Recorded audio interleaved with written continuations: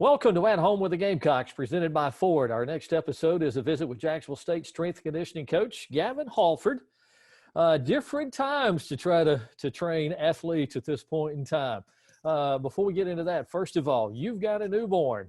5 months old, I think. So 5 months. This pandemic has enabled you probably to spend more time with him than you would have been able to this time of year, correct? Oh yes, that's been the positive of this whole quarantine is get to see him grow up when he's 5 months old and watch him grow at home. So Sleeping through the night yet? he's sleeping pretty good.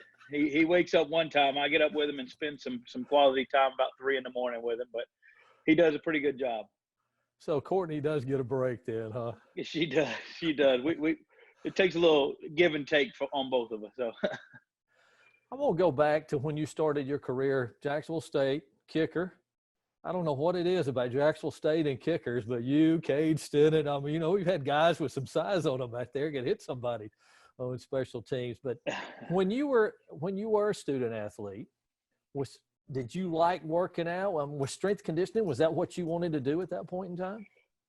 Really at that point, I kind of was playing with the idea of strength conditioning, physical therapy, something like that. And it wasn't really until I was about a junior, I started seeing some good numbers and seeing some benefits of working out. And then as I went into my senior year, I had a little setback with injury, and the weight room is what got me back kind of on the field and feeling good. So with that personal experience, that's really what kind of sold me on the idea that I want to be a strength coach and help athletes either get stronger and perform better or come back from injury in the weight room and get back on the field. And there's been, I'm assuming, in the short time, so to speak, that you've been doing this, a lot of changes in what you do with each sport, correct? There has. Strength and conditioning is always changing, but, there always seems to be something new to put into your program, something new to try out and try to help our athletes. So in the short time I've been a full-time employee, just under 10 years, it seems like the whole field has changed collectively. You don't train a rifle or a tennis student athlete like you do football or even basketball or baseball. How difficult, how tough is it to stay on top of the changes and know what to do in each sport?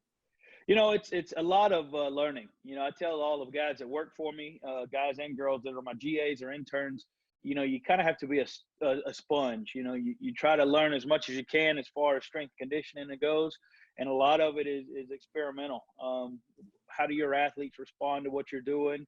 And sometimes for me, you get into the thick of fall camp. Sometimes you just got to take a step back and try to take care of them one day. And it takes a lot of reading your athletes, seeing how they respond, and then trying to be a kind of a sponge to new knowledge out there. All right. Obviously, this is new territory for everybody, whether it be coaches or what you do. Right now, how do you stay on top of things? How do you prepare a student athlete, even though they're having to do this on their own? How do you get them ready for hopefully their upcoming fall seasons then? I think the biggest thing is these athletes have to really buy into the fact that we're not on vacation. We got to stay on top of it. Our football, I work with softball, so those girls have really bought in and really done a good job understanding that our standard of expectation hasn't changed.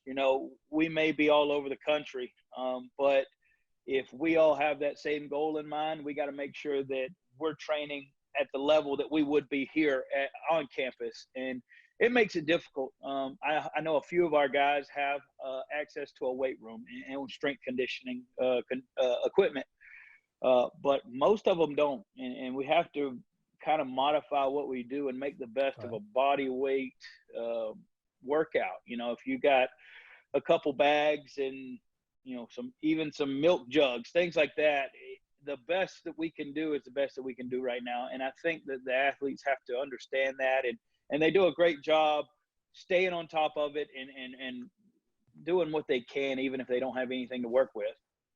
So we're going old school here. Rocks, cement blocks, anything like that. That's right. Logs, something like Logs, that. Yeah. Oh man, if you can pick it up and it's heavy enough, let's try to see what we can do with it. That's our idea right now.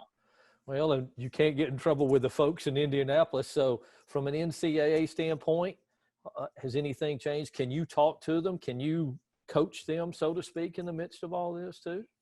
A lot of that restriction comes from, creating a lack of, mandatory work. These kids may have to be at home working, doing jobs, things like that. So I think right now they want to make sure that we're not creating a mandatory environment that they, have to do this, they have to do this, but we try to stay in contact with them. We try to make sure that they know that we're interested in their well-being, and giving positive feedback and things like that. So I communicate with some of them. Some of them will send me pictures and videos of them working out.